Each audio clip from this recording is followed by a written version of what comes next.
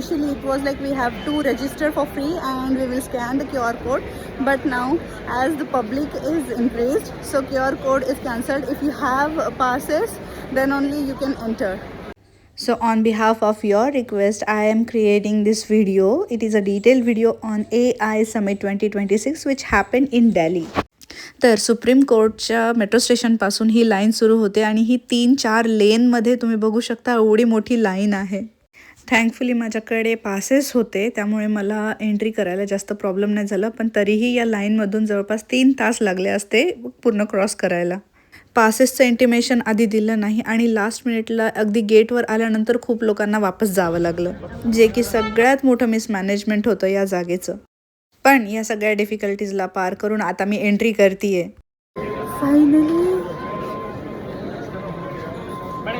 So I am at Bharat Mandapam and now I am heading towards this Expo Hall number 14. You can see. Let's go.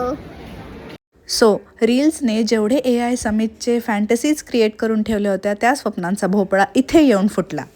इथे mostly startups आणि small scale companies होते जे स्वतःचं promotion करायला आले होते. Basically खूप असं इनोव्हेशन नव्हतं त्यांच्यामध्ये. 1-2 कंपनीज सोडले तर बाकी सगळ्यांचे सेम प्रॉब्लेम सॉल्विंग होते. त्यात हे ज्ञान भारतम हे गव्हर्मेंट इनिशिएटिव्ह प्रोजेक्ट होता. दुसऱ्या हॉलमध्ये मोठ्या स्केल्सच्या कंपनीज होते, पण इथे मला AI बेस्ड रोबोट नाही दिसले. और मे बी असं असू शकतं की मी डे 3ला गेले होते आणि तोपर्यंत त्यांनी ते सगळं वाइंड अप करून वापस निघून गेले.